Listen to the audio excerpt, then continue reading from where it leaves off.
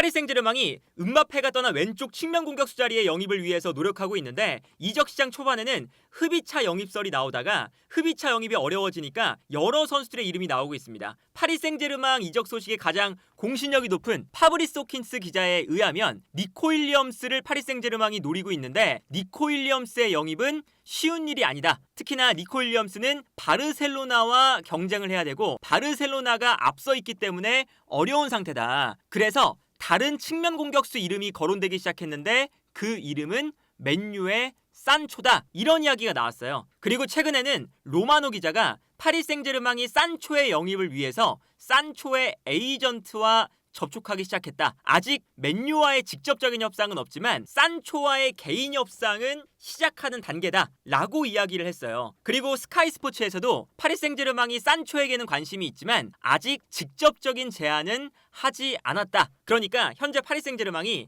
산초를 영입하기 위해서 산초의 이적 의사를 물어보고 있는 단계다 라고 볼 수가 있겠는데, 일단 산초가 맨유에서는 좋지 않은 활약을 보여주다가 도르트문트로 가서는 지난 시즌에 꽤나 괜찮은 활약을 보여줬었거든요. 물론 기복은 좀 있었지만. 그런데 파리 생제르맹으로 와서도 아마 맨유에서 뛰었던 것보다는 훨씬 더 좋은 활약을 보여줄 가능성이 높습니다. 왜 그러냐면 산초가 맨유로 이적하기 전에 가장 호흡이 좋았었던 하키미라는 존재가 바로 뒤에 있죠. 산초의 가장 큰 특징 중에 하나가 이 선수가 볼을 가졌을 때 상대 수비를 본인에게 끌어들이는 플레이를 굉장히 잘해요. 그리고 볼을 가지고 있다가 본인에게 수비가 쏠렸을 때 주변 동료 선수들에게 볼을 내주는, 주변 동료 선수들에게 공간을 만들어주는 플레이를 굉장히 잘하거든요. 그렇기 때문에 하키미랑 잘 맞았었던 게 산초가 볼을 잡았을 때 수비가 쏠리면 하키미가 공격적으로 올라가 주면서 이 두 명의 선수의 조합이 잘 맞았었어요. 그런데 맨유에서는 산초의 뒤에 있는 선수가 완비사카였고, 그리고 왼쪽에 가서는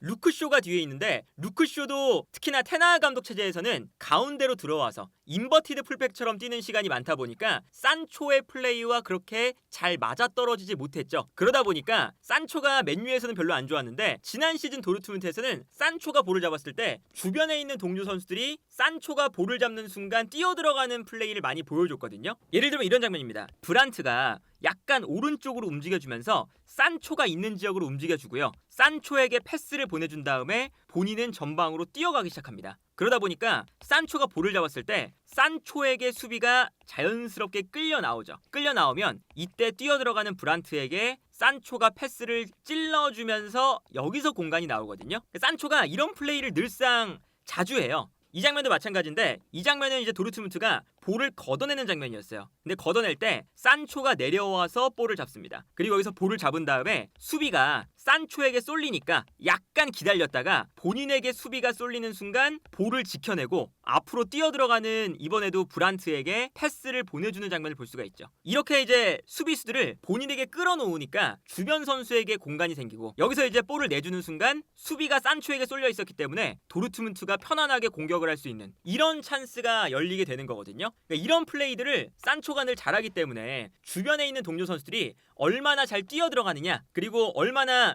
움직임을 잘 가져가게끔 감독이 전술을 짜주느냐, 이게 되게 중요해요. 만약에 산초가 오른쪽 왼쪽 다 뛸 수가 있지만 오른쪽에 나온다 라고 했을 때 산초가 볼을 잡는 순간 뒤쪽에 있는 하키미가 올라올 수도 있고요. 에메리가 공간으로 뛰어들어갈 수도 있습니다. 그리고 무하니도 측면으로 빠져줄 수 있는 선수죠. 그러다 보니까 보통 파리 생제르맹은 상대 수비가 밀집한 상황에서 경기를 할 때가 많은데 그 순간 산초가 약간 안으로 들어오던가 아니면 측면으로 빠져주면서 상대 수비를 끌어냈을 때 이 공간으로 무한이나 에메리 혹은 하키미 이런 선수들이 침투해 들어가면 여기서 이제 공간 창출이 가능하다라는 게 산초의 장점이고, 산초가 만약에 이제 이 자리는 덴벨레라는 확고한 주전 선수가 있기 때문에 산초를 왼쪽으로 보낼 가능성이 높죠. 음바페가 떠난 왼쪽 측면 공격수. 근데 그 뒤에 누누 멘데스라는 아주 스피드가 빠르고 공간 침투에 능한 공격적인 풀백이 있습니다. 그래서 왼쪽에서도 산초가 볼을 잡고 가운데로 들어가거나 아니면 수비를 끌어낼 때 그 순간 멘데스가 뛰어나가고 산초에게 수비가 쏠리면 산초가 멘데스에게 패스를 보내주는 이러한 형태로 경기를 풀어나갈 가능성이 높습니다. 그리고 여기서도 이제 무아니가 공간으로 침투해 들어가거나 이런 장면도 많이 나올 수가 있겠죠. 그리고 여기에 더해서 뒤쪽에 있는 이 파비안 루이스도 경기를 하는 거 보면 파비안 루이스가 뒤쪽에서 패스를 공급하는 역할도 하지만 공간으로 이제 뛰어들어가서 박스 안으로 침투도 어느 정도 하는 선수거든요. 그러다 보니까 파비안 루이스가 스페인에서도 공간으로 침투해 들어가서 공격에 중요한 역할을 할 때도 많고 파리 생제르맹이 지난 시즌 특히나 후반기에 파비안 루이스를 활용해서 공격 작업을 많이 만들어내는 모습도 나왔었죠. 그러다 보니까 왼쪽에서도 파비안 루이스, 누누 멘데스, 무아니 이런 선수와 연계 플레이가 가능하기 때문에 산초가 왼쪽이든 오른쪽이든 파리 생제르맹에 오게 된다면 좋은 플레이들을 보여줄 수 있는 환경적인 것들은 만들어져 있는 상태다. 그런데 그러다 보니까 이강인 선수와 어느 정도 겹치는 역할이 있어요. 그러니까 이강인 선수가 파리 생제르맹에서 가지고 있는 독보적인 역할 중에 하나가 산초처럼 수비를 본인에게 끌어당기고 주변 선수에게 패스를 뿌려준다는 거거든요. 이 역할은 사실 파리 생제르맹에서 이강인 선수가 가장 잘하는 역할이에요. 덴벨레는 그런 역할보다는 조금 더 저돌적으로 드리블을 하는 역할이고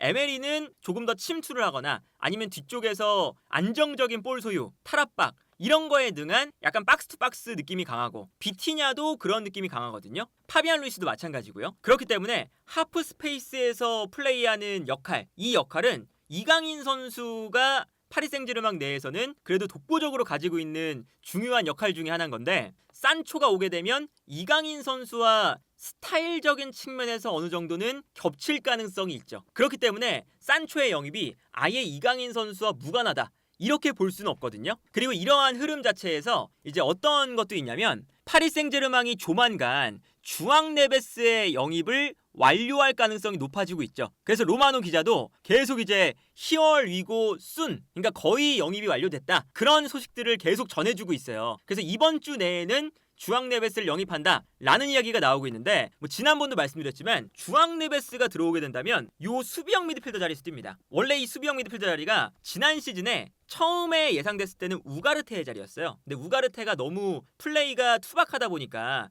저 자리에 비티냐를 아예 내려서 비티냐를 수비형 미드필더로 쓰자 였었죠. 그런데 비티냐가 사실은 조금 더 위쪽에서 뛰는 선수거든요. 그러다 보니까 수비형 미드필더 자리에 비티냐를 기용하는 게 아니라 주앙 네베스를 기용하고 그리고 비티냐를 한 칸 올려서 파비안 루이스나 에메리가 있는 중앙 미드필더 자리에 기용을 하자. 이게 현재 지금 파리 생제르맹의 어쨌든 이적 시장의 플랜 중에 하나입니다. 그리고 여기서 비티냐가 한 자리, 주앙 네베스가 수비형 미드필더 한 자리, 두 자리를 차지한다면 요 한 자리를 두고 에메리라던가 파비안 루이스, 이강인 요 세 명의 선수가 좀 경합하는 형태예요. 그런데 아무래도 에메리는 프랑스 국대에서도 밀어주는 선수고 파비안 루이스는 지난 시즌 후반기부터 너무나 파리 생제르맹에서 잘했고 스페인에서 유로 우승의 주역이잖아요. 그러다 보니까 이강인 선수가 경쟁하기가 엄청 쉬운 상태는 아닙니다. 지난 시즌보다도 더 어려워졌죠. 그런데 이강인 선수의 장점은 좌우 측면 공격수에서 뛸 수 있다는 거예요. 그러니까 굳이 미드필더에 기용이 안 돼도 이강인은 범용성이 좋기 때문에 좌우 측면에서도 뛸 수가 있다. 그런데 오른쪽에 덴벨레 그리고 왼쪽에는 일단 바르콜라가 있죠. 근데 여기에 더해서 덴벨레 자리에도 산초가 영입되고 산초가 왼쪽에서는 바르콜라보다 아마 윗순위로 기용이 되면 왼쪽에도 산초가 뛸 수 있고 오른쪽에도 산초가 뛸 수 있는 이 이강인 선수가 뛸 수도 있는 그 자리를 산초가 차지할 가능성이 있다. 일단 이러한 포인트가 하나 있고 그리고 여기에 더해서 산초가 미드필더처럼 기용될 수도 있죠. 지난 시즌의 전술을 생각을 해보면 하키미가 조금 공격적으로 올라갑니다. 그리고 왼쪽에서 누누 멘데스가 3백을 좀 만들면서 누누 멘데스가 공격적인 선수긴 하지만 약간 3백을 만들어줘요. 그리고 이렇게 됐을 때 왼쪽 중앙 미드필더에 있는 선수가 한 칸 올라가고 그리고 하키미가 가운데로 들어오거나 덴벨레가 중앙으로 들어오면서 좌우 하프 스페이스 자리를 차지합니다. 그리고 요 에메리가 있었던 지난 시즌의 자리가 살짝 내려오면서 두 명의 미드필더가 형성이 되거든요. 이렇게 되면 요 이제 두 하프 스페이스에 있는 자리에 산초를 기용할 수도 있다는 거예요. 산초가 공격형 미드필더처럼 플레이하면서 수비를 끌어당기는 플레이를 잘하다 보니까 산초도 저 역할을 할 수가 있거든요. 그래서 실제로 산초가 공격형 미드필더로 기용되는 경기도 맨유나 도르트문트에서 종종 있죠. 그러다 보니까 이런 전술적인 형태를 생각하면 파리 생제르맹이 포백을 형성할 때부터 산초를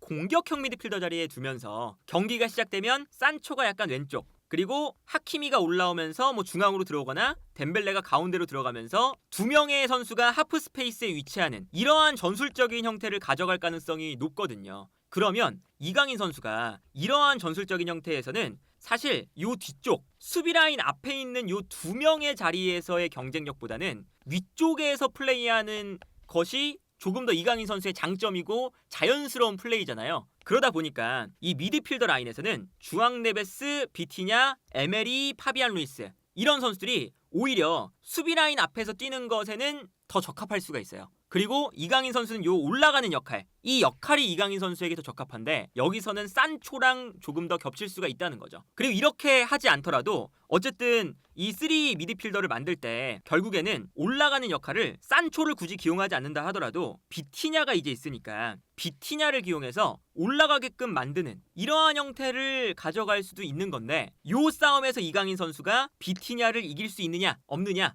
요것도 이제 이강인 선수에게 중요할 것 같고요. 그러니까 이강인 선수가 종합을 해보면 결국에는 싸워야 되는 자리가 중앙 미드필더 라인에서 이 올라가는 위치 한 자리 그리고 왼쪽이나 오른쪽 측면 공격수 여기서 이제 아무래도 가운데로 들어가거나 측면으로 벌려주거나 이런 역할을 하는데 여기서도 어쨌든 공격형 미드필더 같은 역할이 필요하니까요. 그래서 이러한 특징들을 좀 종합을 해보면 산초가 왔을 때는 그러니까 이강인 선수가 지금 파리 생제르맹의 현재 스쿼드에서 가지고 있는 역할 수비 라인 좁은 공간에서 보여주는 창의적인 플레이 이런 것들을 산초가 할 수 있는 부분들이기 때문에 이강인 선수 입장에서도 산초가 측면 공격수에 조금 더 많이 나오겠지만 역할적으로는 겹치는 형태가 될 수도 있다. 그래서 산초가 직접적인 포지션의 경쟁자가 아니다 하더라도 이강인 선수의 입지와도 어느 정도 관련이 있을 수밖에 없다. 그러니까 예를 들면 이런 겁니다. 만약에 산초가 왼쪽에 나와요. 그럼 산초가 여기서 직선적으로 움직이는 선수가 아니기 때문에 약간 가운데로 들어오겠죠. 그러면 누누 멘데스도 이 공간으로 올라옵니다. 그러면 여기서